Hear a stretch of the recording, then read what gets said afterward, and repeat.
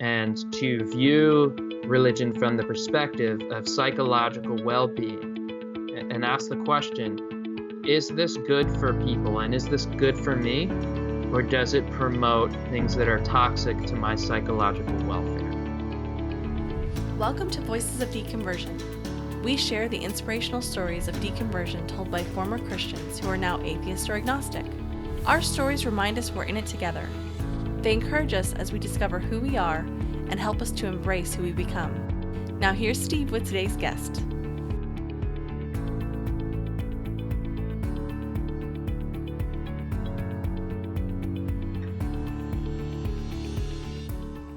Welcome back for episode 50.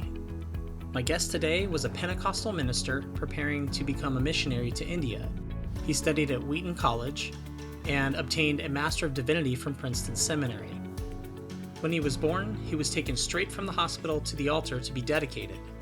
He also had prophecies spoken over him as a child. This set the course for his life. He says he had a profound sense of certainty about his life and his life's calling. However, by the time he got to college, he realized there were some mental health issues that he had to address. In the aftermath of deconversion, he endures a prolonged life crisis. From having that profound certainty to losing what he loved most, he said he felt like he had to grieve the death of God. The way he described his experience was so familiar to me, and it resonated with me on so many different levels. The way that he finds healing after his deconversion and going through all of this, I think is really important for all of us who have gone through this process. The first hour of our conversation is his story, but then we get into the last half hour of the episode talking about some really key topics that I think come up over and over again for people who have deconverted. Psychological health is the first one that comes up throughout this interview. And I really love this perspective that he has in viewing religion as trauma. He talks about psychedelics and how they were key to his process of healing and overcoming some of the trauma that he experienced post-deconversion. He also talks about how, for him, it's important to, as an atheist, have spirituality. Since deconverting, he moved to California and he's earning his doctorate in clinical psychology at the California Institute for Integral Studies. He writes on many of the topics discussed today on his blog. You can find that by going to lifeafterdogma.org. You can also connect with him on Facebook. The way that he has processed his deconversion and the psychological angle that he takes and the emphasis on religion as trauma, I just found all these things and the way that he talked about them to be very helpful. I thoroughly enjoyed my conversation with him, and I got so much out of it, and I know you will too. So I'm very excited to share with you today my conversation with Andrew Jasko. All right, well, I would like to welcome to the podcast today Andrew Jasko. Andrew, thank you so much for joining me. Great to be here. So let's start out with kind of how you identify religiously. If someone were to ask you, are you an atheist or agnostic, would you use those terms, or is there another phrase or term that you prefer?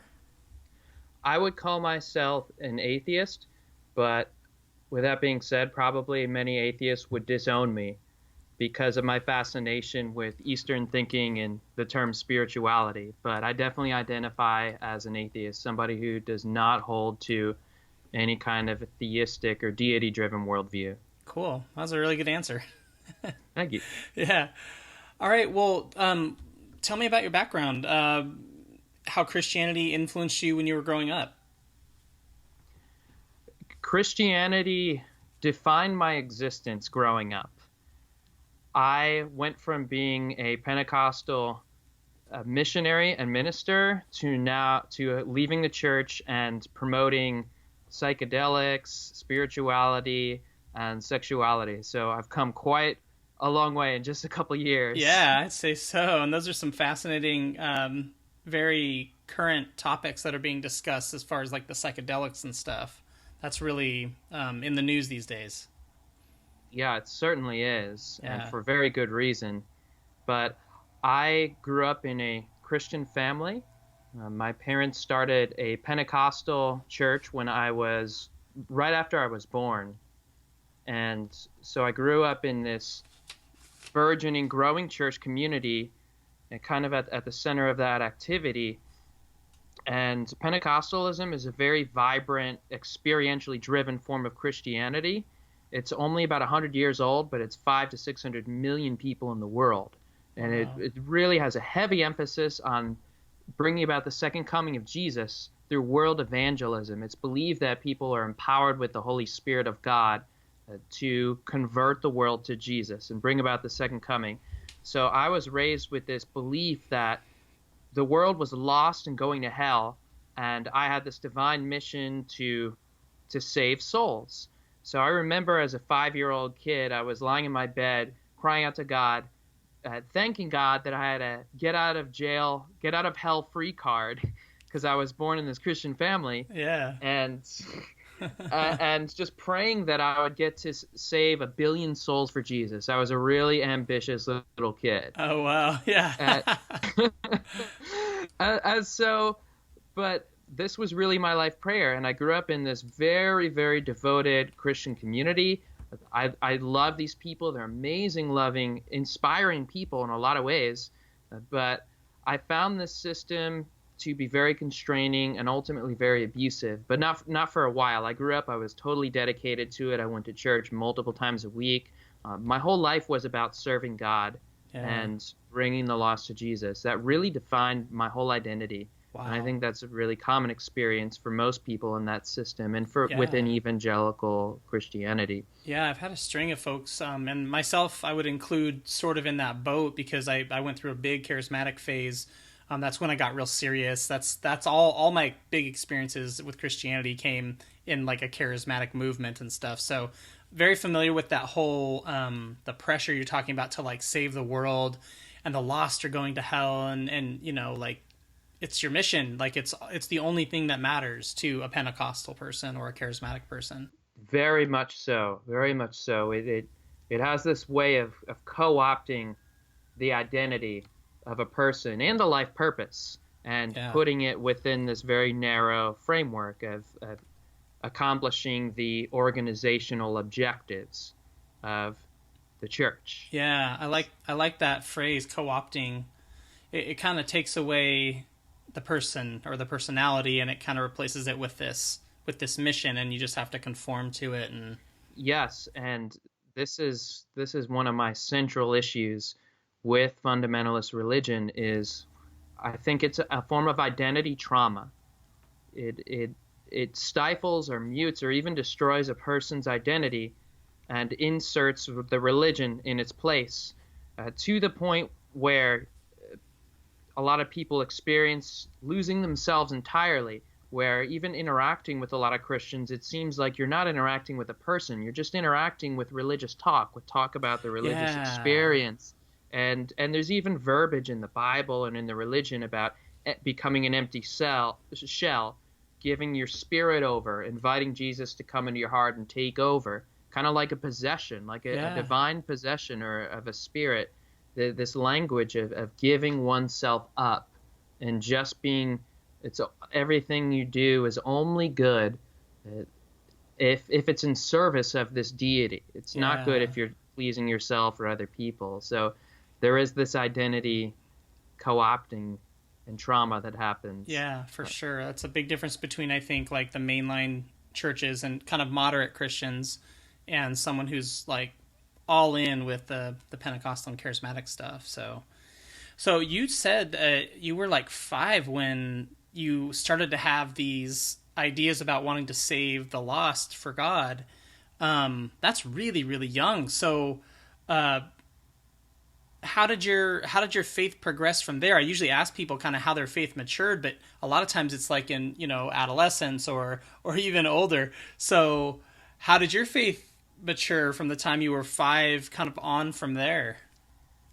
For me, Christianity was just my basic reality. So it wasn't like some kind of learning or additional worldview or doctrine I took on. It was just the way the world is. And everything had to fit within that predetermined system of reality, this kind of a matrix.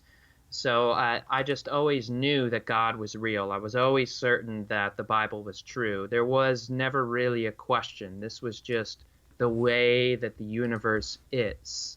Yeah.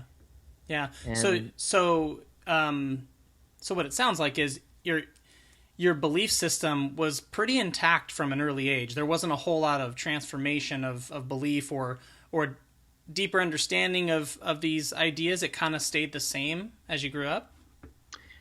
yes, very much Okay. the foundation was always there. There wasn't a single point or experience. It was indoctrination really happened since birth. Yeah. I mean, I was brought straight from the hospital to the church altar to be dedicated to Jesus. I had prophecies about me before I was born and continuing through my life about my mission and identity, and that was all just part of the system. So it really was a core identity Wow. for And then, me. yeah, and obviously your parents were really into it. Um, could you describe their faith individually, like your mom and your dad, like how their faith kind of played out in their life? I'm just curious. I'm curious about that, about your family. Well, they were and are very devoted Christians, and they regularly prayed and attempted to live out their biblical faith as much as possible, and to embody that faith through service. Yeah, they're definitely devoted to serving and helping people and creating a multicultural community, which is something I really value from my backgrounds. And Okay. in teaching the Bible as the literal Word of God. Now, are they in ministry? Hmm. Either of them? They both are. My father is in ministry. Okay. And did your mom then, was she like a stay-at-home mom, or did she have other work that she did outside of the church? She is also a teacher, Okay. and she raises as well. Okay. And then how about siblings? Do you have any siblings that were raised like you were? Or? Yes, I have an older brother who's still very much a part of that framework, and a younger sister who also transitioned out of it. Okay. Okay. Fascinating. Um, well, who would you say, like in your younger years, I mean, maybe it's your parents, but who would you say influenced your faith the most? Wow, that's a great question.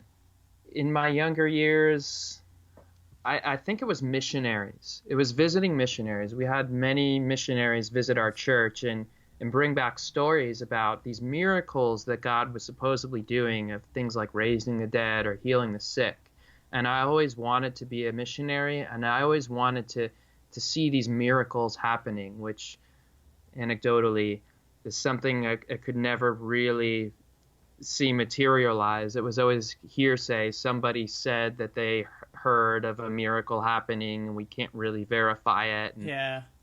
never really get our hands around it. But these people really inspired me because I wanted to go out on the edge and be a missionary. I felt called to go evangelize these foreign countries and be this radical Jason Bourne Christianity figure, go out there and risk it all for the gospel and start churches and bring about Jesus. So I was really inspired by the sacrifice of these people and by how seriously they took the commands of Jesus. Wow. Wow. That's really cool. So that's something that really, so you then wanted to go into mission work, or that just inspired you in your own journey? I felt called to be a missionary, Okay. and that was lauded as the ultimate career for a Christian in my tradition. It was very much this really a vocational shaming that went on, but the missionaries were the most radically devoted people because they were doing the most important thing. At the end of the day, all that matters is saving souls. That's what matters in the balance. I mean, Yeah. even when Jesus comes back, he destroys most of the planet with weapons of mass destruction in the plagues of Revelation, and wipes out nature and most people. But what matters is we win and we go to heaven. Yeah. Man, oh man. Like some of these phrases you're using, I think are just such a great way to understand charismatic, Pentecostal. I'm kind of using those words interchangeably, but vocational shaming, that's so true. It's like, if you're not in ministry, what you're doing is kind of second tier. It's good. It's great. You know, you're a police officer, you're a teacher, you're, you know, a garbage truck guy or whatever. Yeah, that's fine. But the pastor, the missionary, those are the real servants of God, or those are the people who are like living their faith out the fullest. And they probably wouldn't even say that, but I've always felt that was kind of believed, or at least by some people in that movement or in that type of Christianity. That's right. It's a very prominent teaching, if not explicitly named. It's felt by the members of the congregation. And so, would you have thought of your experience? Would you have described it as having a personal relationship with God? Absolutely. That was the center of the whole enterprise, was a personal relationship with Jesus that was lived and felt and experienced and embodied in the world. Give me an example of a time in your younger years before you started to question anything. Give me an example of something that you experienced or did as a Christian that you think really defined or was a really good example of your faith playing out in your life. I would say the short-term missionary trips that I was a part of. Okay. So going on short-term missionary trips was a big push, especially when I was a member of what's known as the youth group, which is kind of this alternative culture for teenagers who can't have sex or do drugs or participate in secular culture. And we were encouraged to go on these missionary trips to participate in the Great Commission, in the saving of souls around the world. And I went on, I don't know how many of them, at least 5. And we were taught to be little missionaries, essentially. It was like little missionary training or boot camps or recruitment camps in churches. We were taught to raise our own funds. We wrote little letters to our relatives and families, and went out and sometimes knocked on doors, told our testimonies, our stories about how God changed our lives. And then we would go to these other countries and just evangelize the local people, of course, with almost no knowledge of their culture or anything like that. But we would go and share the gospel with them and feel good about ourselves. And for me, that was a really positive and confirming experience of the work that I was going to do. And it showed that I was really devoted. Of those 5-ish trips that you went on, which one stands out the most to you? The one that stands out the most to me was a trip I took during my second year of college. I went to evangelical Christian college called Wheaton College. Okay, I'm familiar with Wheaton. Yeah. I went there to study to become a minister. I studied Bible, theology, and Christian ministry. So it was so you were at Wheaton College. Okay, so missionary trip. I took a 2-month trip to India to be an undercover missionary. So there were 4 students, and we interned with the missionary organization the purpose of the organization was to reach distinct ethno-linguistic groups of people who had never been reached with the gospel. And we were going to reach them. And so I stayed there for 2 months, living with a Hindu family, really starting to learn the Hindi language, learning about the culture. Wow. And it was just full immersion. I absolutely loved it. And they had no clue you were a Christian. They did, because we tried to talk to them about it all the time. So the undercover part didn't last too long. Well, it was that we were missionaries. We went on the pretense that we were studying culture and language as students, which was kind of true, but not really fully honest. Yeah, and so then when you get there and you start sharing the gospel with them, they catch on pretty quick that you're there kind of more to spread your news than really to learn from them. Is that I always wonder how much they were onto us. Yeah. But regardless, that's what we were doing. Interesting. Yeah, that's really fascinating. So what stands out about it to you? That trip? Just that it was impactful just in general, or was there anything specific during that time that really kind of stuck with you? Well, I fell in love with the nation and the people of India, and I decided that this was where I was called to go and spend the rest of my life as a missionary. Okay. And so from then on, I devoted myself to becoming a missionary to India. I would go there 5 times subsequently. Wow. And I studied further at Princeton Theological Seminary, got a Master of Divinity degree. Oh, wow. In order to train local indigenous leaders in the Bible and in methods of evangelism to convert their Hindu and Muslim families to Jesus. So that was that marked my vocation. Okay, so that was when you were in Wheaton College is when you had the first experience with India.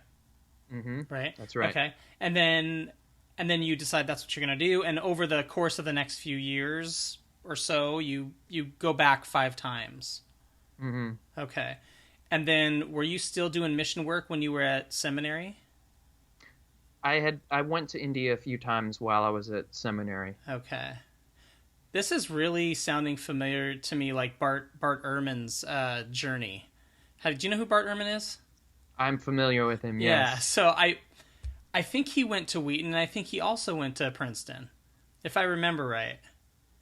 That's fascinating. He teaches at Princeton University, I believe. He may have, but I know he's at UNC, University of North Carolina now, but I think he may have started at Princeton, because that's where he went and studied under, I think it's Bruce Metzger. Oh, okay. Okay, so interesting. So your faith is just going along like it's kind of been ordained, for lack of a better word, from a young age, and you've just been following this track. Any doubts along the way that kind of were putting up red flags that concerned you at all? Or was it just kind of like, this is life? I know what I need. You must have been really confident that like this is your path in life, and you really were, assured of that. That's a great description. I'd say I had a profound sense of certainty that this was all a reality. And people looked to me for leadership too. My peers did, and I was aspiring to and partaking in leadership positions in the church. And I was always on that path, and it suited me really well. So really, I wouldn't say I had doubts, but I said there were cracks in the system that, looking back, I can identify. That they were always there. Yeah. They're always there. And I think this is the case for a lot of people in the church today. Whether or not they leave, there are these cracks, these areas of dissonance that they have to find ways of dealing with within their faith system. Yeah. And I can identify these now. But really, the whole thing started to crash for me kind of suddenly when I was in seminary, when I was in graduate school. Okay. Well, up to this point, what else is significant about your life that you think people should know in regards to your deconversion? Well, at Wheaton College, I really started falling in love with the Bible and discovered my passion and gift for preaching. And I identified with the historical character of Martin Luther. So this was one of my most formative, or one of the people who had the greatest influences on me, and I still admire him in many ways. Yeah. This guy was the founder, for those who aren't familiar, was the founder of the Protestant Reformation. He was this guy in Germany who was a monk, and his experience of Christianity was one of terror, anxiety, obsession, and psychological distress to an extreme degree. He was terrified of God's judgment in hell. He would confess his sins obsessively, compulsively throughout the night. He was just a really tormented man. He struggled with depression and fear that he attributed to religion, to religious faith throughout his whole life, including when he was a strong believer and leader in the church. And he ended up bringing about a reformation in religion, where he said that religion is something that people should have freedom in to experience for themselves. It shouldn't be dictated. They should be able to study it and read it. And there's a message that God is love and God is grace that should be the overriding message instead of this judgment and fear. And I saw this message of liberation, and it was an awakening to me where I saw the Bible as life-giving. I had struggled tremendously with anxiety. I thought it was psychiatric anxiety. It was life-defining for me, my experience of anxiety. And I resonated with Luther, his personality, his vocation so much, where I felt like his story was just mine verbatim, just living in a different time. And so I really identified with his message, and it inspired me, and also his activity in really his subversive activity in bringing about revolution and really being a heretic. And he helped me connect, well, my own experience did too, connect religion with mental health, and to view religion from the perspective of psychological well-being, and ask the question, is this good for people, and is this good for me, or does it promote things that are toxic to my psychological welfare? And that's the lens I'm taking primarily now when I approach this experience. But back when you learned about Luther, were you thinking about this type of thing in the sense that, were you viewing religion as the thing that made you mentally healthy? I was always seeking to reform religion. So I saw these unhealthy tendencies, like this obsession with judgment and this bedrock of fear, of terror. And I saw that in my own life, and I saw how certain religious teachings promoted it, but I was always trying to say, well, this is an inaccurate interpretation of Scripture, and we need to come back to the truth of what Scripture says and kind of go at it harder. And so I always saw myself fully congruent with the system. Wow. So you said that it was when you got into college, or no, I'm sorry, seminary, when things started to change a bit. So why don't you tell me about that? Yes. So I think there's a lot of attention that's being paid to the cognitive dissonance and the intellectual difficulties with religion, and how it doesn't make sense, and why people leave for those reasons. And I think that's critical and essential, and a huge thing for everyone who leaves, and even people who are in it. But for me, really, the primary issue was psychological distress. I was miserable. I was a miserable human being. And I was consumed with anxiety, with periods of depression, with obsessive compulsive thinking, all kinds of issues, with a mind that wouldn't stop running. And there were points when I confessed this thing called the sinner's prayer, asking Jesus to come into my heart and forgive me of my sin, or just confessing sins thousands of times a day, because I was afraid of losing my status with God, or going to hell, or being judged, or not being good enough, all kinds of things. And I just came to a point, and I said, I'm so miserable, and I'm going to do whatever it takes to get rid of fear in my life. I need to be free of this. So I made this commitment to myself, where I said, I'm going to do whatever it takes to get rid of fear in my life, and I'm going to trust that in this process God will keep me, which didn't end up happening as I expected. But I took therapy really, really seriously. I dove into it. And from that point forward, there was a tipping point, and it happened really quickly. It really accelerated quickly, where I began to see that the Bible contained an amazing number of psychologically damaging and abusive and toxic teachings that were the source of much of my distress as a human being. So before you jump into those, I'm fascinated by this process that you were going through, and I want to know a little bit more. So when you started, you said thousands of times. Was that literal? Like you would say this prayer like thousands of times during the day? Yes. Wow. Yeah, it's literal. It's definitely literal. Mm-hmm. And that, getting to that point, like this really stood out to me when you said I was miserable, because up to that point, it sounded like you had your, like, this certainty about your faith, and you knew you wanted to be a missionary, and you enjoyed preaching, and Luther was this positive person you could identify with. And then all of a sudden to me, you said I was miserable. So I'm really curious.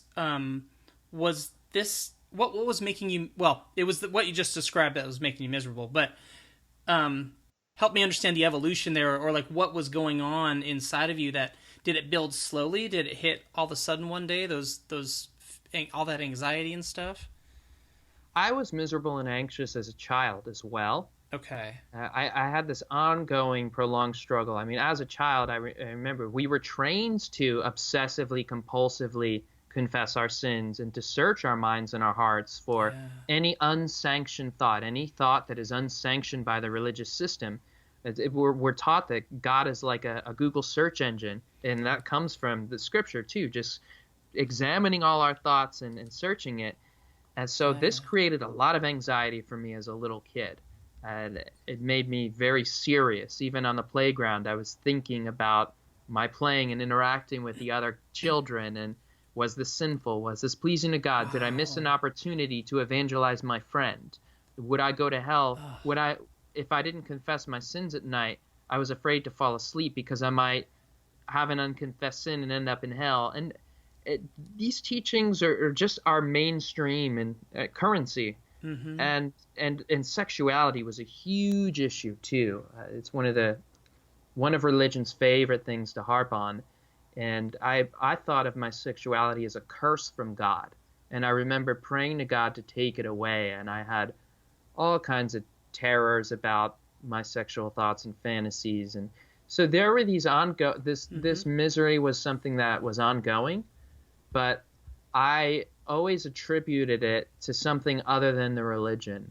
I thought it was something that was wrong with me, something I was born with genetically, something psychiatric, or demonic. I thought it was due to demons and generational curses. That's a big thing in the charismatic church, this idea of spirit monsters terrorizing you. So all these things were always there, but I kind of saw it as part of the struggle, and it really was confirming evidence for a long time that God's grace helps me to overcome and face my biggest difficulties, and my difficulties serve as part of my testimony and part of my need for God. So even that was interpreted to confirm the system for a long time. I mean, I've experienced moments like that, or times in my life where I felt so stressed and about just worrying about sin and trying to please God and failing and then asking forgiveness and just that cycle. But the way you describe it, you dealt with that for years and years and years, all growing up. That must have been really, really stressful. It was incredibly disturbing. And so you thought, okay, this, what I'm experiencing, it's confirmation that I'm sinful and that I need God and His grace and His love and forgiveness. And so you just kind of double down as you're growing up, and it's only later on when you get into college that you start to identify, okay, I need to deal with this somehow, right? It was when you were in seminary, you kind of, it's like the light bulb went on, like this has to be dealt with, and you trusted that God would guide you through it. Yes, and in college I discovered this Luther's message of grace and saw it in the scripture, and that motivated me to memorize the Bible and to become kind of more obsessed with the system and find Christian ways of dealing with these harmful tendencies. But in graduate school, I kind of said, enough is enough. This is still here. I need to do deeper work. Yeah. And I'm getting to the bottom of this. Wow. So you'd said that you were going to therapy, you were taking it seriously, and that's when you began to learn about, or you began to view some of the teachings as toxic. So tell me about that. That's right. So for me, I was always someone who aspired to be a servant of the Bible and a student of scriptures. And to me, that was the direct voice of God. And I wasn't as interested in what a denomination or a specific teacher taught. I wanted to know myself. And so the Bible was always the final word for me. And just really getting serious about mental health and finding out, posing the question, is this causing me fear? Is this causing me anxiety or suffering or depression about everything I was encountering? And I started to ask that of the Bible. And what I saw blew me away. I saw all kinds of ideologies in there that were, I mean, it was easy to see why I was suffering these things. And really, there are teachings and fundamentalism and certain things that maybe don't have to do with the Bible or are more common to certain brands, but it was the Bible I couldn't get over. It wasn't some teacher or some group. It was the Bible. And so that led me to really, I tried out more quote unquote progressive versions of Christianity. I hate to use the word progressive when we're talking about cults that are basing their ideologies off of very ancient kind of Stone Age, Iron Age texts, but they were less extreme. Okay. And so I tried those out. I even became a Presbyterian minister after I graduated seminary for a little bit. But that didn't work very long because they still had the same issues in different forms, and we were still dealing with the same book, which was the Bible. Yeah. Wow. So, so you're starting to identify that the Bible's causing you anxiety. Give me an example of something in the Bible that you identified as a problem for you, that was causing problems for you. Okay. Jesus, Sermon on the Mount, one of his most famous sermon, and this is the historical Jesus for people who would like it not to be Jesus or words that were put in his mouth. Yeah. It's probably a historical Jesus saying. He says that if you lust after a woman in your heart, you've already committed adultery with her, and it's better for you to cut off a part of your body than for your whole body to go into hell. All right? So here we have Jesus teaching us that any sexual desire or thought about sex, any sexual desire or thought, he's correlating that and linking it directly with hellfire, with the worst torture imaginable. Your basic sexuality, your basic sexual drive could throw you into hell. And he's suggesting cutting it off. Like, that's in right. there too. Like, hence all the eunuchs through the years. Yeah, so that for me was always a traumatizing, horrifying belief growing up. And I look at that now and I'm saying there's no more sexually abusive teaching that I've ever heard than that one. That's true. And you know what? I thank you for bringing it up, because I think there are plenty of issues, I think, for men and women in the Bible and regarding sexuality in particular. But just speaking from like my experience, that idea or that teaching, I probably didn't identify it back then, but oh man, it messed me up bad, because as a young teenage boy, those thoughts are in your head all the time. At least they were for me, and I'm thinking that I'm sinning. So like that was one of the things that for me just kept like recurring, like the having to ask forgiveness for something that I thought was bad, and then it's just a natural thing. And then you sin again and have to ask forgiveness, and you feel like broken. You feel like, what's wrong with me? Why can't I stop? I don't, that whole verse that Paul has about the good I want to do, I cannot do. You know what I mean? And it's, it just reinforces its own teaching, kind of like you're bad, and don't even have the thought. Yeah, that can really mess you up as an adolescent. How could it not mess you up? It's so unfair. And it's cruel, and it's wrong. It's unethical. It's destructive. It's traumatic, and it's just plain wrong. It's immoral. Yeah. But it's been labeled sexual morality. Yeah. It's wrong. Wow, that's a really good example. I don't think people have brought sexuality up before, but no one's ever brought up that verse. I think that was a really good example of something that is a commonplace teaching, and that's where it comes from, straight from the mouth of Jesus. And there are so many others we could talk about, and we would be here forever. Well, so tell me where your faith went from there. So you started to identify these verses, these things that really were bothering you. You saw that they were causing you anxiety or creating fear in you that was not necessary. Where did you go from there, and how did your faith change? I started really becoming interested in mental health. And this was for my own healing journey. That was my primary motivation, was to be healthy. And so the more I learned, the more disturbed I was. And I began to see very quickly that I wasn't going to last in this religious enterprise. But it was so challenging for me because this was my whole life, my whole identity, my vocation, my family, everything that I knew and that I cared about, and my passion. So I ended up giving up my missionary career to India. I was ready to go out and be part of a team and to learn the Hindi language and to go there right when I graduated. But I gave that up my last semester, and I semester took of undergrad? Of graduate school. Okay, last semester at Princeton. At Princeton Seminary. Okay, so you're at your last part of your time there, and this is when you realize I'm not gonna go forward with the missionary stuff, and you're realizing at least internally you're not going to be a pastor or a missionary, or you're not going to be involved in ministry. That's becoming a reality to you. I wasn't ready to give up the ministry thing yet.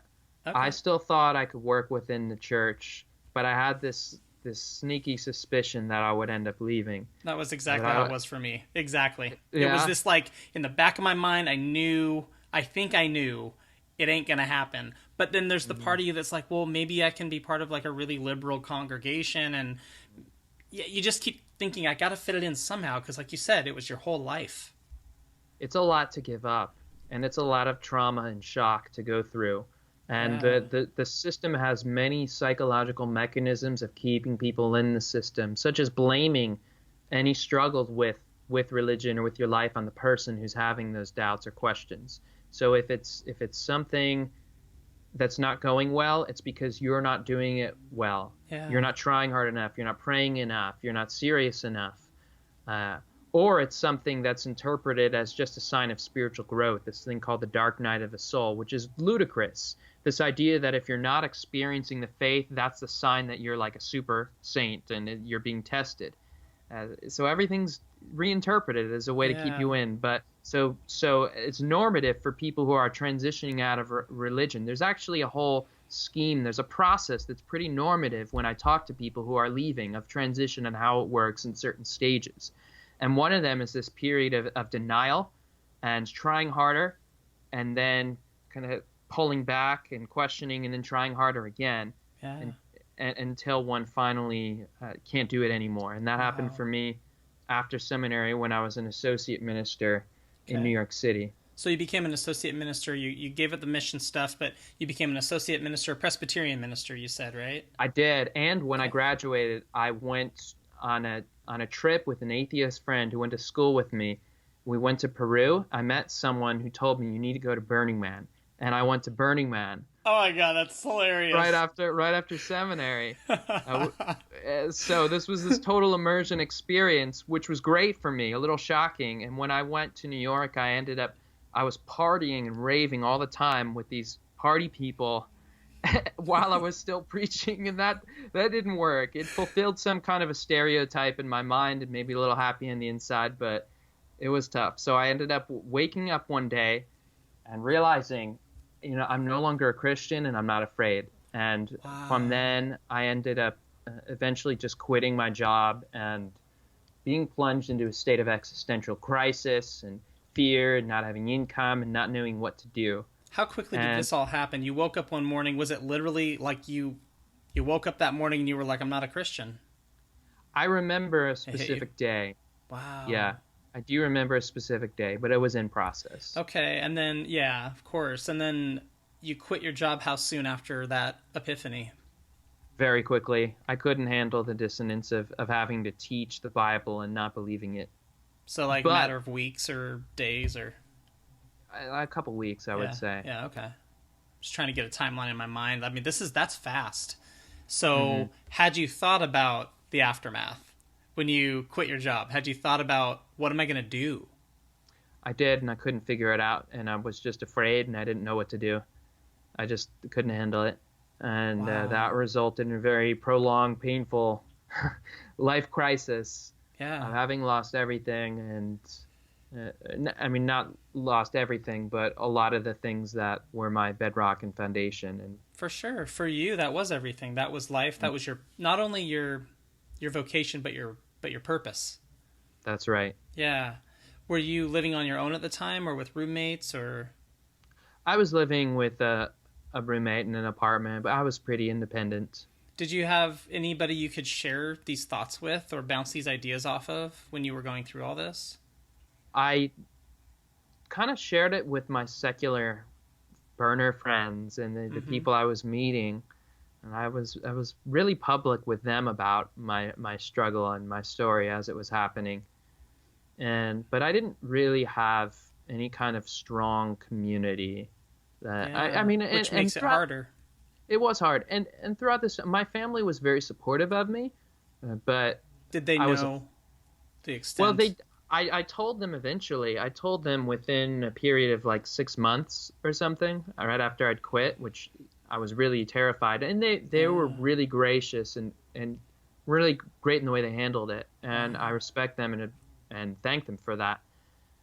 But I was afraid to confide in them. I was afraid they would try to draw me back into the system, and they didn't really understand what I was going through because they were still in it. So I felt very isolated and afraid. And this is also common to people who are questioning and struggling. They don't want to confide in their religious friends because they're afraid of being judged or brought back in. But at the same time, they're afraid of being deconverted by atheists. So it's like, who do I talk to about this? Who's going to understand me? It's very isolating. Yeah, who's an objective person that will have my best interest at heart? I mean, like a therapist, ideally. Mm-hmm. Yeah. I mean, the thought that came to mind is like, it's like an independent person from another country moving to America and saying, okay, I want to know about your politics. I'll ask a Democrat and a Republican. Like, each of them is going to try to pull you over, It's like there's no middle ground in that, at least in that analogy. Yes, and another thing that just came to my mind is that within Christianity, there's often an anti-psychology sentiment, and often Christian counselors are the only ones who are endorsed, because there's a knowledge that psychology tends to lead to questioning of religion because it's psychologically toxic. Mental health and most religion don't go together. Wow. Well, during this time, there was a lot going on for you. What do you think was the hardest part of all of this? I think the hardest part was losing what I loved most. Because for me, God was like a romantic partner. And that's the framework I was brought up within. And my religion and my career and my purpose were one and the same thing. So this whole thing was my identity. And when I had to give it up, I had to give up my identity and what I loved most and my way of being and functioning in the world. For me, it felt like a kind of death. And I felt like I had to grieve the death of God. Like God died. God had to die. And I had to die in a certain sense. And there was this void. And I didn't know how to fill it quite yet or where to go. I'm sorry you had to go through that. I know what that feels like, at least in my experience, what that felt like, and it was horrible. And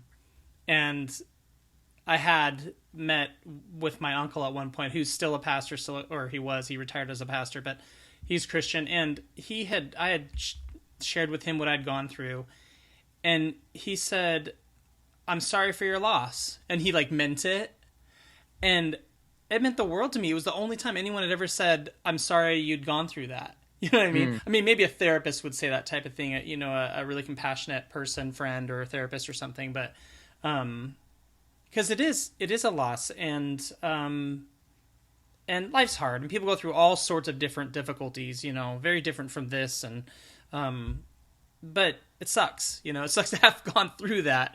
You just think, why'd it have to happen like this, Yeah, thank you. And it's really a major life crisis for anyone who experiences it. It's traumatic, it's challenging, and it's a major life event on the scale of maybe losing a spouse or having some kind of major accident or illness. It's really up there. It's a foundational part of one's existence. Yeah. Well, what helped you get through that difficult time? Wow. I don't even know. I think there were a number of different things that helped me. Especially heal. I still had a strong desire to influence people and bring about change and a sense of purpose. And I wanted to work that out and see where that went. And I think my commitment to therapy was a big thing. Cool. I continued to see therapists, and I think my relationship with a psychologist was definitely the reason I'm here today, with just several different mentors who helped to guide me and my study of religion as trauma and religious trauma, Mm-hmm. but I also decided at one point to move across the country to start over, to get geographical distance from a really extensive church community of many pastors, professors, colleagues, and family that I'd grown up with. Mm-hmm. Not because I didn't like, I mean, I loved them, but I just didn't want this influence. Yeah. And I had this idea of restarting, and part of this was linked actually to my exposure uh, to psychedelic substances, Okay. which were very powerfully healing for me and spiritually transformative. And so I ended up moving out to California without a job, just putting my stuff in a car, moving out, and starting over was one of the hardest things I ever did. But I found so many different sources of healing here, Wow. and I ended up really gaining a sense of my own power, which this is maybe the hardest thing I went through, was low self-esteem, low self-confidence, and a sense of powerlessness. And I think that's something that religion engenders and trains, is really a crushing of the self and an outsourcing of responsibility and decision making to this thing called God, which is really the opposite of intuition. It's an anti-intuition drive that's kind of put in there as this psychological mechanism. This idea called God is that you can't trust yourself. You're wicked, you're sinful, you're evil. And so it creates these people who have difficulty living in their authentic power. And so that was hard for me to trust myself. But I learned to gain confidence as I grew and to heal. And I learned things like meditation, which completely changed me. Wow. And so here I am today studying to be a clinical psychologist. Wow, that's awesome. Like, what a happy ending to, I mean, it's not the end, but what a happy end to a chapter, maybe. you Yes, know? I'm relieved that it was about a 4-year process. Wow, yeah.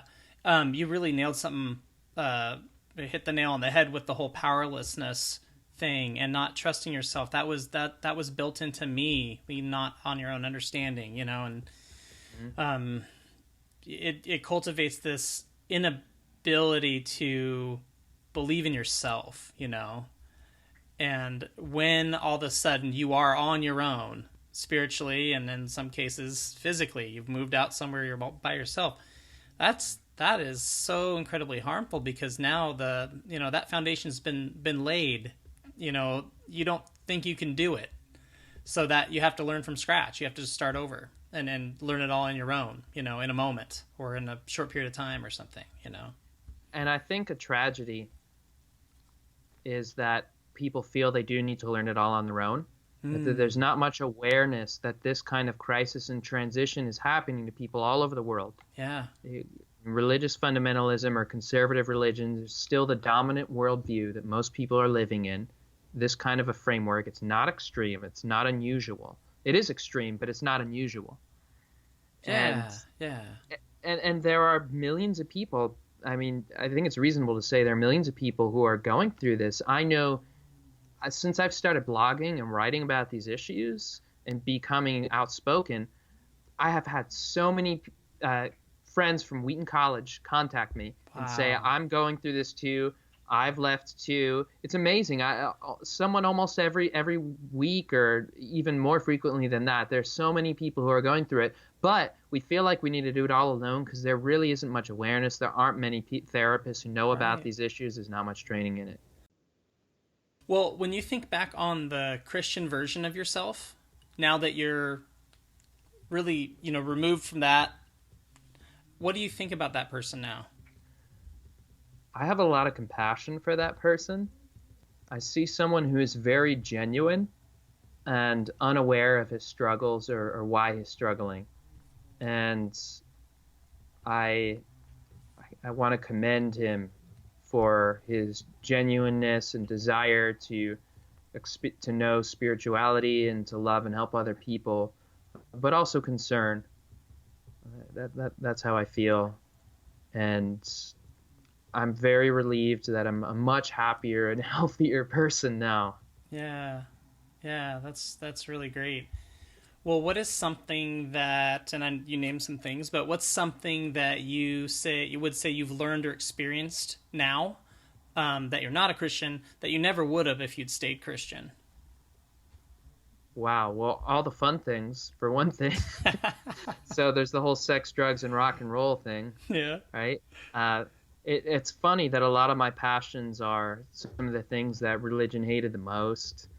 And maybe that's a little rebel instinct, but I don't know. I think religion often harps on some of these things like sexuality or spiritual exploration, whether that's meditation or any other framework, or even psychoactive drugs, or we don't need to get too much into that, but Oh, that's fine. it harps on them because it knows they're so powerful. And it knows that people who tend to feel comfortable in their sexuality are hard to control. And they tend to be liberated. They tend to be independent. They tend to not conform. Yeah. And so I like these things. I feel free about them. I don't feel guilty about them. I'm enjoying them and seeing their benefit and how they're enhancing my life, and they're not bad. I would say I enjoy pleasure much more. Within a lot of religious systems, pleasure is seen as something that's selfish or bad or sinful, because if it's not done for Jesus and his purposes, then it's something that's kind of a waste of time. It's not eternal. You're indulging the flesh. Yeah, it's just part of this world that passes away. And so I really can appreciate the body a lot more, the temporary. There's so many things I could talk about. That's so great, though. That's great. I always say for me, it opened up the world to me. I could learn about things like evolution and the ancient age of the universe without any worry about what might happen. I could just learn it. I could just discover it and really get into it and enjoy it.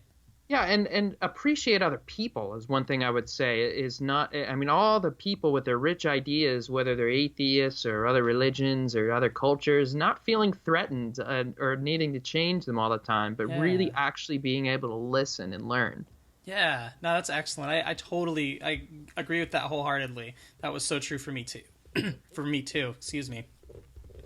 Well, when you look back at your entire journey, you went from just a kid who was on track to be in the ministry or be a missionary in some fashion, and you were certain of your faith all those years. And then, we come to today where things are so much different, and you've left a lot of that behind. So you've gone through a huge change, and in some ways you might look like two different people. But what's something about you, something positive about yourself that you can look back at from the time you were young till today that stayed the same, like a thread that kind of carries through? I've always wanted to help people be authentic, to live in touch with their authentic selves and be the best version of themselves they could possibly be. And I've been very consistent with that desire. That's cool. That made it hard to stay religious too. That's awesome. That word comes up frequently, authenticity. Mm-hmm. Well, there are people who listen to this podcast, as you know, who have recently deconverted. What encouragement or piece of guidance would you give them? Well, I would say that it might be very difficult now, but I talk to many people very frequently who are going through this process, and this process has a definite shape to it. It's not as mysterious or undefined as one might think. And so the things that you're experiencing are common to many other people. And the stories start sounding very similar after a while, after hearing them. And it might feel impossible or like you're never going to heal or never going to change, but it almost always does. And the human power to heal is incredibly powerful. The human spirit is incredibly resilient, and just the fact that you're leaving or have left takes tremendous determination and power. And I would just say stay with the process, have compassion on yourself, really have compassion on yourself, because you were probably indoctrinated for many years. And this isn't a change that happens overnight.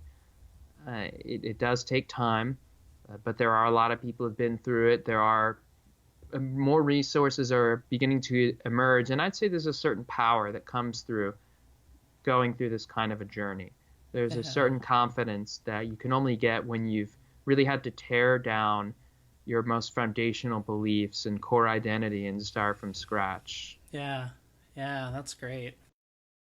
Well, let's talk about what you're working on then, because it sounds like you're really involved in a lot of really awesome stuff and really fascinating topics. So why don't you kind of go over some of that and tell everybody who's listening some of the stuff that you're involved in. Great. Well, I'm very interested in approaching religion from the perspective of trauma and psychological health, and also of moving forward to help people experience spirituality. So in a positive direction. I think I'll end up more on this thing called spirituality. Yeah. A lot of the untruths about religion become very obvious when we ask, is this good for me? Is this good for another person to believe? On the plain face of a biblical idea or a religious idea, if we just extract it from holy books, and if we encounter this idea anywhere, in any kind of a book or from the mouth of anyone, is this a good idea? Does it promote well-being or does it not? And a lot of this intellectual, fancy-sounding stuff starts to fade away. And I'm interested in our basic human moral instincts, our childish instincts. So when we encounter a teaching like hell, is torture a good idea? Does burning someone with fire make injustice go away?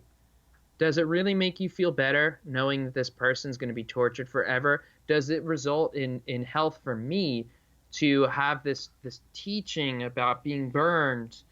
Or does it result in trauma or PTSD kind of a thing? Mm-hmm. And some of these teachings are just very plainly sadistic. Yeah. And I think really the root of a lot of this is the vision of God that's found within the Bible.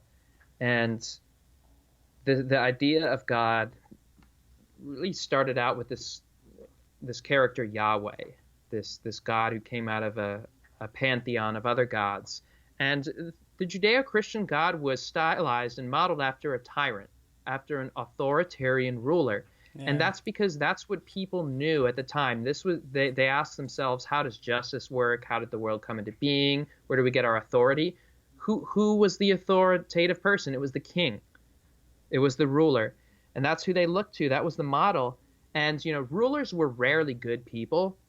They were usually in their position because they were the biggest criminal in the land. Yeah. They were the crooks that got away with their crime.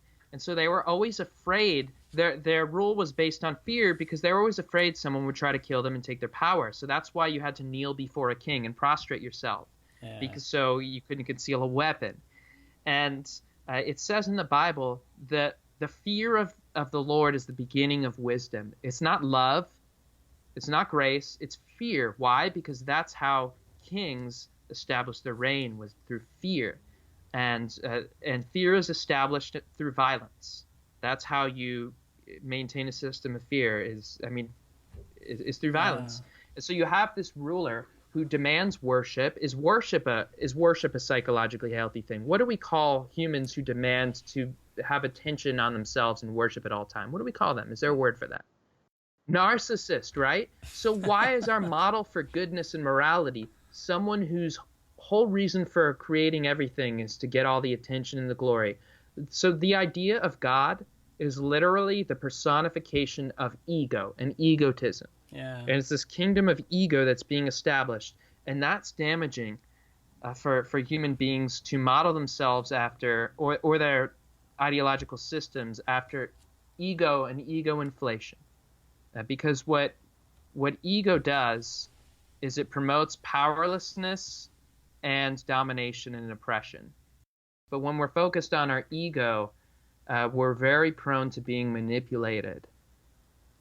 And really this whole system is an ego inflation system and an ego deflation system at the same time.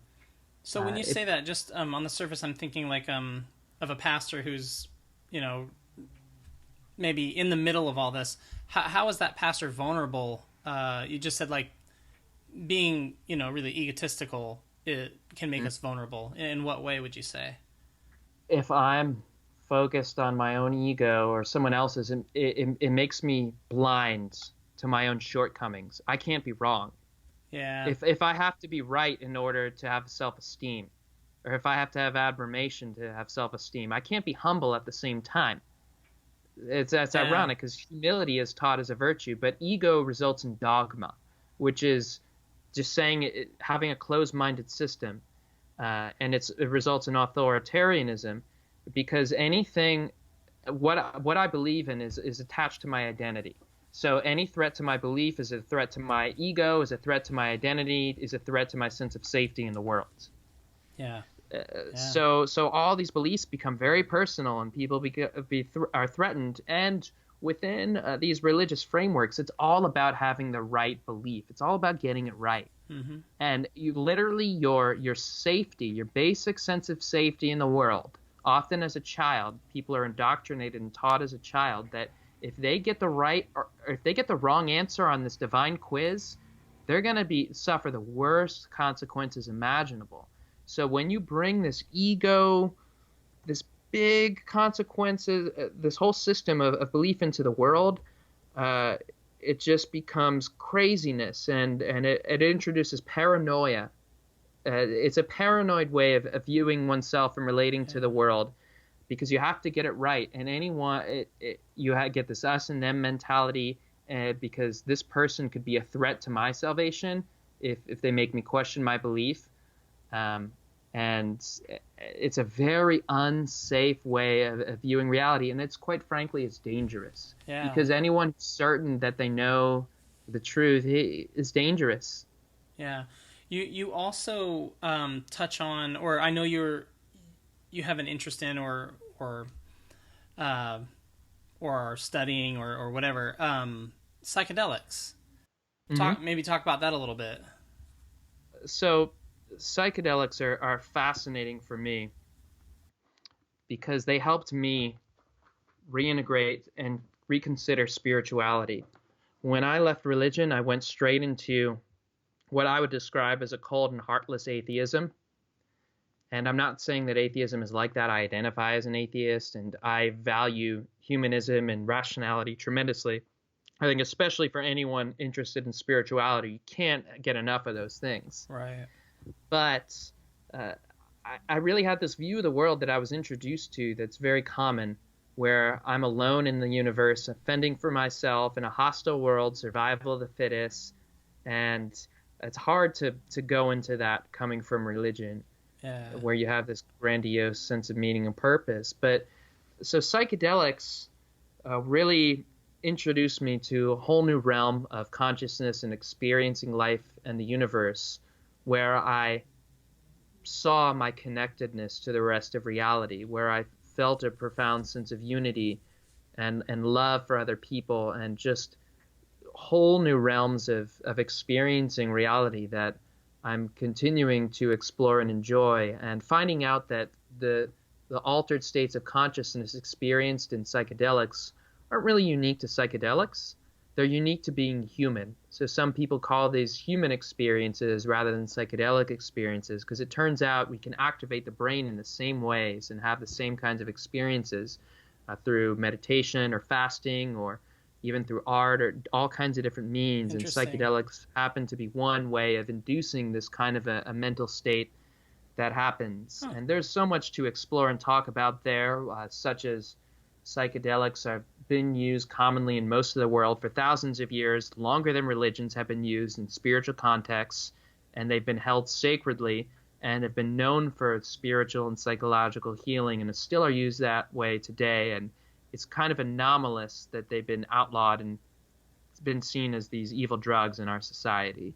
Yeah, interesting. Well, that's really fascinating stuff. And just to think that it's something that people can tap into in a variety of ways. And, I when I think of art, someone creating art, there is a spirituality to that. I mean, if, I don't feel like religion should be the only ones to be able to use that word. I feel very spiritual at times. I don't believe in ghosts or spirits or gods, but I can feel spiritual. It's that inspiration you feel, or or your mind, it takes you to a place where you become either inspired or you have an epiphany or something. I don't know beyond that. I haven't done psychedelics, but what maybe you would add to that in terms of these human experiences that we have.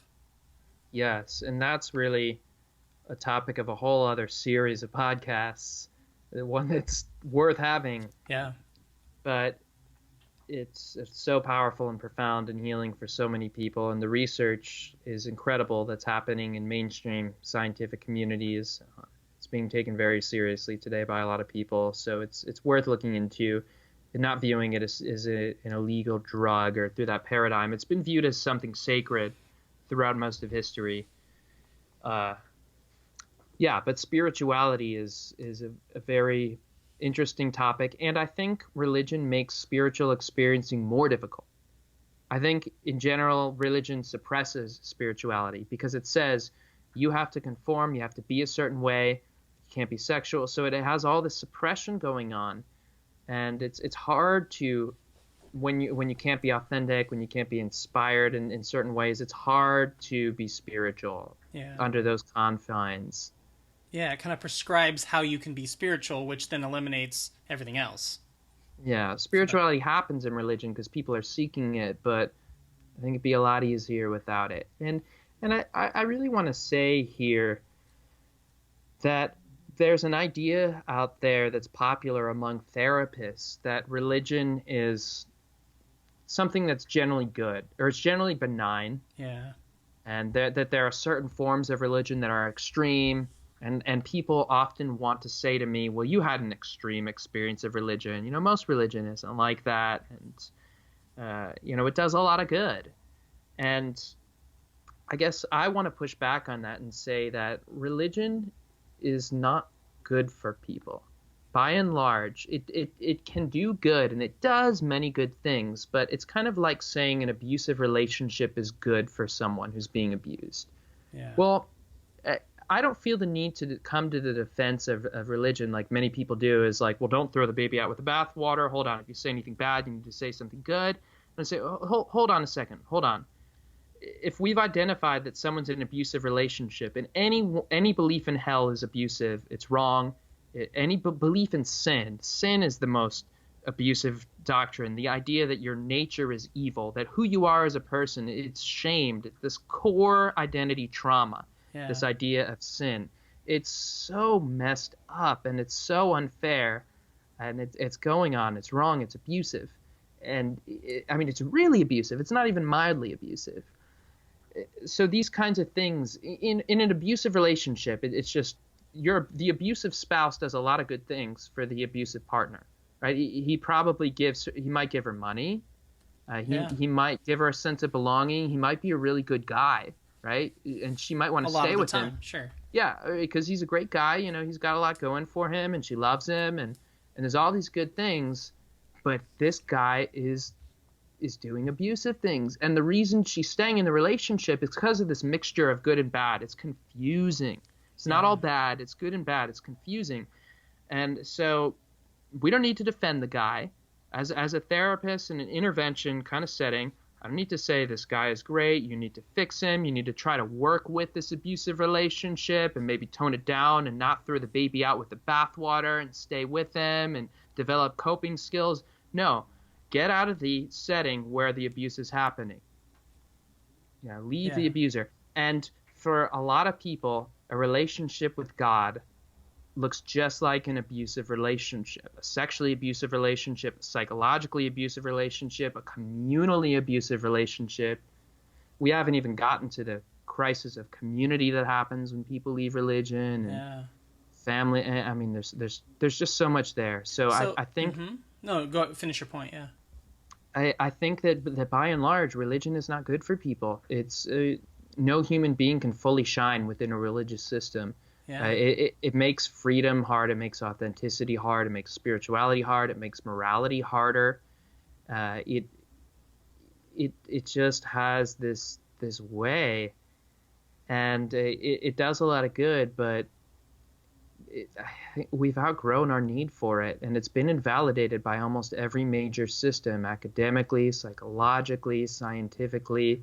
There's a better way to move forward, and I understand that people want to preserve their traditions, their culture, their heritage, and I think there's a way to do that without preserving the system. Yeah, something that came to mind, and I agree with everything you're saying. But if I were playing devil's advocate, does it? What if someone were to say, I hear everything you're saying, but for me, it's not traumatic. For me, it's not abusive, and for me, it took me from being a not so great person to being a wonderful person. I've not had those experiences that were traumatic or negative. So what would you say to that person? So, I would say, well, that's great. And I don't want to dictate other people's experiences to them, because that can even be a religious tendency. But I would also say, how do you know? And do you really know? And let's look at the beliefs that you have and examine them. And again, is this something that's healthy? Is this something that's good? And I'd also acknowledge, like, there are more moderate practices. And so to what extent is an individual is actually subscribing to everything varies from person to person. But I mean, even the liberal progressive versions of faith are still supporting this view of a deity who's an autocrat, who's endorsed and perpetrated all kinds of atrocities against humanity, and is endorsing this text as sacred that contains within it extended rape metaphors, commands to slavery, oppression of women, and a view of humanity that's psychologically traumatizing, this idea of sin, which no psychologist would subscribe to, this idea that human behavior, negative behavior, is explained by calling human nature evil. It doesn't make any sense. Yeah. So like, let's look at the things you believe, and is this really something that's not impacting you on a subconscious level? A lot of Christians believe that they're not afraid. A lot of Christians fear death. And then they end up on their deathbed and finding out they never really face their fear of death, and they have this way of covering it up. But if you have a belief that by doing something bad you could end up being burned, in fire forever, that definitely affects you. There's no way that doesn't leave its mark.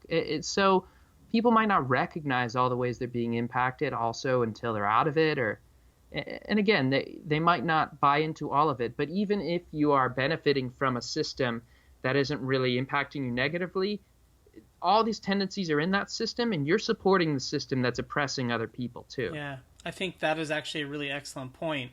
I was thinking of analogies, and I'm trying to think of like an appropriate one. But I mean, even if we stuck with the abusive relationship analogy, 100 years ago, maybe not so long ago, but 100 years ago, 200 years ago, pretty much every time except for recently in our culture, probably.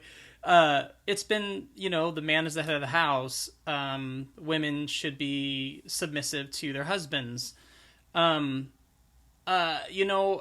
could see a guy saying, there's no reason to get rid of that system. It works just fine. It's not traumatic in our household or whatever. But what I'm thinking is that person, one, is on one side of it. They're in the position of power. It works for them. Of course it's fine. Or even if in their household it's working great, there's other households where it's not working great. Like you said, there's people who are being traumatized by religion. And if certain people who aren't being traumatized say, without even considering the experience of others, oh, everything's fine. Like, there's no reason to change the system. It works. Just leave it. It does good. Well, they're not being empathetic. They're not really looking into the experiences of others and listening. I think probably it's too much work. It's too hard to have to dig in and really, okay, something's wrong here. If this person's having a difficult time, let's dig in and find out what it is. And being open to, if it's something regarding the religion that may need to change, that process is too difficult for many, many people. So they just say, hey, the system works, it does good, and they leave it at that without engaging any further. Yeah, or it's just like a social support system for me, or somewhere where I hang out and get friends. And And that brings up the broader question, well, why are people in religions? Why do they stay in it? And again, I think it's not mostly intellectual. I think we're not mostly intellectual as human beings. We're animals, and we do things because they work for us or they provide us certain benefits. And so people are in religion because it meets their needs, maybe a sense of belonging and community or identity, or giving support for some kind of issue. So it's hard to give those things up, and I want to validate that too. Yeah, for sure. Yeah, because we both experienced that and the loss of community and all of that. But I think that it's time for us to recognize. I think even that probably most people in religion recognize certain tendencies, or a lot of people are really in denial or just conveniently bracketing out certain things that they know aren't true. Yeah. They know that the Bible contradicts so much science and so much just common sense now, things that we take for granted, and don't really want to leave that. And I'd say, do you really need to support something that's verifiably false, that we know doesn't work anymore, that it could have been excusable to be a flat earth person a couple thousand years ago? And the Bible is a flat earth text. It subscribes to a flat earth view. But now in our modern age, it's not so excusable anymore because we know better. And I want to say to people, in a lot of ways, come on, you know better. And I recognize you're getting a lot out of this. It's doing a lot of good, but there are better ways to do it. Let's move forward. Let's use all the energy that's being poured into these religious institutions, and let's pool our resources and do something awesome in different ways. I wonder if people could see, if people could see an alternative that was better, if they would navigate from religious institutions toward those other things. I mean, those things exist in many ways, and they have for a long time, but I'm just curious if there will ever come a time where the alternative looks better than their current experience, I mean, I suppose people, and I'm not saying this jokingly, in the Catholic Church who are watching this, essentially pedophile ring be exposed, maybe those folks who are seeing such a systemic problem within their church, maybe those folks are willing to look outside for community outside of the church, or so I don't know. So I mean, maybe it just depends on the church, the denomination, but I'm curious if that'll ever happen, and I think that's the challenge. That's up to us to build that and to forge forward with that where it doesn't exist, and maybe it does exist more than we're aware of. And I want to add to this too that there's a lot of suffering that's going on that's invisible. The stories we're exchanging are people who are going through this are usually afraid to share them, but it's happening all over. Yeah. And the people who are suffering the most are those who are still in the system. It's something that it's really a lot bigger, much bigger of an issue. And I care about these people. A lot of these people I love and are close and near and dear to me, and it's not that distant of a thing, and it's easy for us to understand what it's like to be in that and why people might stay in that. But that's an excellent point. And for anybody who might be listening who is coming from a more religious point of view, I think the point you made about you can't see it all the time. You can't see the trauma. You might not be able to see the pain or the struggle that people are experiencing. I mean, I know for me, I didn't tell anybody. No one would have known. Except for my wife. No one knew. No one had a clue. It took people totally off guard when I came out as an atheist. So, I think people, it's just it's like mental health issues. People are struggling silently a lot of times. No one knows it's happening, and so I think I think it's just a great reminder to me and to everybody just to always kind of be aware of that in general, but in particular for religious folks, I guess, I don't know, for religious folks, just to be aware that there's people out there that it's not working for them, and they're not going to tell you necessarily. And that's what's so great about what you're doing. And it's been a great thing that I've been discovering, just people who've reached out and the podcast has made a positive impact on them. And then I think of all the people who haven't reached out, who are listening, who maybe can't reach out or aren't ready to reach out, and it's helping them. And that's a huge, huge encouragement to me. And I also want to say to those who might still be in the system that it's scarier to stay on the inside, and the world looks scarier there than it does out here. And I mean, it's maybe a really terrifying thing to imagine going through this process we've described, or leaving, or how do I face this world that I've never really experienced. But I'd say that the fear is really in this view of having a thought police and committing thought crimes and being held accountable for every misstep or your sexuality.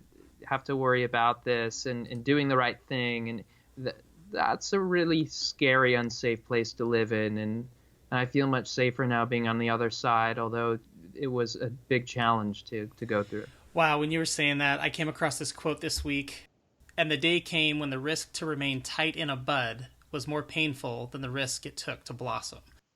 I thought that was so cool. You know, that's perfect. That's it. You know, there comes a tipping point when it's time to move forward, you know, and maybe you'll know when that time is. But for people who are deconverting, or people who are thinking about saying something, or I guess this could be used in a lot of different ways, but I just thought that was such a cool and encouraging quote when I ran across it.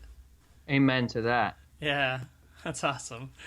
Well, as we're wrapping up here, is there anything else you wanted to touch on that we didn't get a chance to talk about? So one more big issue that people confront is the crisis of community, which is facing their loved ones who are still in the religion. How do I come out to them? And how do I interact with them once I've left? And then how do I find a new community? Which is can be a really challenging process, because this community has been trained in a cult mentality that it's the worst thing that could possibly happen if your family member leaves the faith, because that means that they're going to suffer a horrible, horrible fate. So to love someone means to control them. To love someone means to not respect them and to not see them and to judge them. It's totally twisted. Yeah. And people have all this fear, and maybe I'd just say one thing about that is that to hold your own boundaries. You don't have to explain yourself to anyone, and maybe even give your testimony in a way. You can talk about how the good things it's doing for you, and you can take some time out and redefine these relationships. No one has power over you, and finding new community is something that may be a challenge, but it happens for most people, and finding people who share interests or values and getting plugged into those activities or groups. But that's another big challenge, is the fear of maybe excommunication, or just not wanting to get drawn back into the fire. It's an ongoing struggle. Is there a community that you have in mind that you think would be helpful for people? That's kind of the thing, is that you have to build your own. There is this thing called Sunday Assembly that's designed for, it's kind of like mimics church, but without the religion. It meets on Sundays in various cities. It's designed to kind of be this alternative community that we've been talking about. So that's cool, but I think part of the enterprise is getting to define life on your own terms and finding out what kind of people do I want to spend time with, and exploring the world. Yeah. That's great. Well, what are you working on now that you would like people to know about? Okay. Well, I blog and write constantly, all the time. So I have a blog called lifeafterdogma.org. And that's where, if you're interested in some of the ideas I'm exploring, I talk about religious trauma, spirituality, exploring some Eastern thought and healing, and just kind of whatever I want to write about. Sexuality is a big thing I write about too. Mm-hmm. So you can subscribe to my blog, and I'm starting to put on workshops and talks. I just held one here in the Bay Area of California called Reclaiming Sexuality from Religion, talking about issues of sexual repression and shame and guilt and women's rights and homosexuality and all kinds of topics. And I'm going to host more on recovering from religious trauma, spiritual experiencing. So I'm really looking to do more public speaking and workshops, and I'm open to doing more podcasts. If anyone's interested, I'll put a plug out for myself. This is just a lot of fun for me. I'm still a preacher at heart. and I offer coaching as well, coaching to walk through individuals who are going through this process of religious transition or questioning. And the point is not to push anyone a certain way. It's the opposite. It's to explore, well, what's real for you? What's going on for you? What's really happening here? And what do you want to do? And finding your own voice. And then also I'm going to be developing trainings for helping professionals to deal with indoctrination. And indoctrination is, I think it's a form of abuse. And we need to learn more about how it works and how to work with it. Well, you mentioned your website, but if people want to get in touch with you, what's the best way for them to do that? Well, actually my website has my information there. You can find me at lifeafterdogma.org or Facebook as well. I'm on there and posting all the time, Andrew Jasko. So yeah, contact me and you can take it from there. There's so much to talk about here. Yeah, that's awesome. Well, Andrew, it's been a fascinating conversation. We've gone all over the place, talked about so many things, and your story was awesome. I resonated with it a ton because I went through so much of so many similar emotions and feelings. Like you said, this process has a shape to it. I hope that's comforting to people to know that it's not this like black abyss and you can't see anything and you don't know what's up, what's down, you don't know where to go next. Like, no, there's kind of a predictable pattern this takes and you're going to find your way through it. That's encouraging. So I loved hearing your story. I resonated with a ton of it. So many awesome points that I'll have fun listening back through to this one and pulling out some quotes and stuff. So thank you for making the time to do this and sharing your story and sharing everything you're working on. It just sounds awesome. I'm having fun. Thank you. Had a great time. Thanks for listening to Voices of Deconversion. Be sure to join us next time by subscribing to the podcast. If you'd like to learn more, check out our newsletter at bodpodcast.com.